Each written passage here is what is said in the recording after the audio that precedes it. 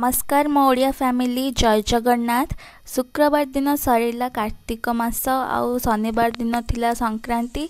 आज होची रविवार छाड़काई स्पेशल माछर गोटे बढ़िया सुंदर गोटे आइटम रो रेसिपी आपण मन सहित शेयर करबी। एइटा मु नेइची रोही माछ रे फास्ट हलदी और लुण गोलेकी 5 मिनिट मैरिनेट करने पई रखी दबा। और एथिरे गोटे स्पेशल जिनस पड़ुची सेटा होची फूलकोबी। शीत दिन रे बहुत ही पसंदर परिबा होची फूलकोबी और आलू पकेकी ए माछ तरकारीटा आम करवा। प्रथमे चुली रे कड़े बसी कड़े गरम करी सेथिरे सोरिष तेल रे आमे माछटी भाजिबा।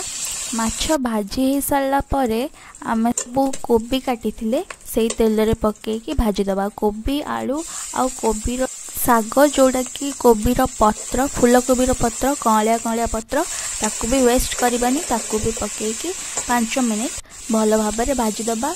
लुण आ हलदी पकेकी अनुसार आपण एठी लुण पकेबे। आउ लुण पकेले कोबी आउ आलूटा शीघ्र टे भाजी हो पानी शीघ्र छाड़ीदेव आ शीघ्र भाजी हो 2-3 मिनिट भितर देखो ये भाजी गला। एबे सेम कड़े रे आम पकईदबा आउ टिके तेल सोरिष तेल रे फास्ट देदबा तेजपत्र 2टा आउ 2टा गुजराती ताकू टिके 2 मिनिट भाजी सारा पर से पकेबा पियाज आउ कंचा लंका। पियाज आउ कंचा लंका पूरा नाली होकि भाजी गला पर से पकईदबा अदा आउ रसुण पेस्ट ताकू भी नाली करके पूरा भाजवा जमी पानी पूरा छाड़ी आउ तेल ऊपर को पड़े आसो से पर्यटन नाली करके पूरा भाजीदबा। तापर आम से पकेबा सुखिला गुंड हलदी लंका गुंड आउ धनिया गुंड जीरा गुंड से देदबा 2 चम्मच पानी। ये ग्राइंडर मुहरे मसला लगी से मो बो कौन करला ना से ही 2 चम्मच पानी देकी धोईकी देदेला। तापर आमे ताकू पूरा भल से कषा जमती आउ थे पूरा तेल छाड़ी जीव ताहले आम मसलाटा पूरा कषि जीव। तापर आमे दबा गोटे टमाटो काटिकी आउ ताकू पुणी आउ थे भल से कषा जेते पर्यंत मसलार कलर चेंज हैनी।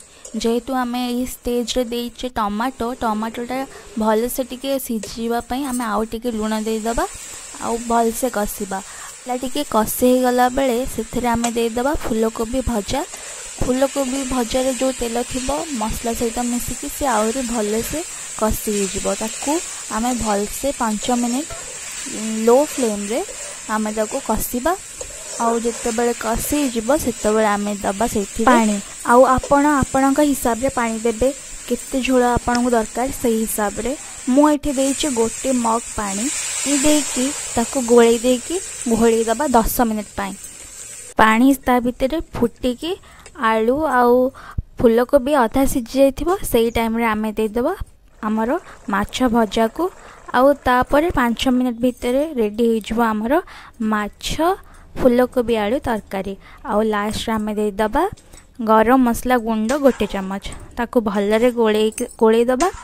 आउ गैस किंतु ऑन करबानी से ही जो बांफ उठिबो ना से ही से भल से बास्ना हो जिवो। आ तापरे आपण एमिति करिकी खाइबा एंजॉय करंतु। आपण छाड़ा खाई केमती एंजॉय कले मते कमेंट रे कहिबे। देखा हबो आ गोटे नुआ भल वीडियो रे सेते पर्यंत मो चैनल को सब्सक्राइब जदि वीडियो भल लगी ताहले लाइक आउ आपण के रेसिपी केमती लागिला कमेंट जणांतु। सेते पर्यंत रहूची जय जगन्नाथ।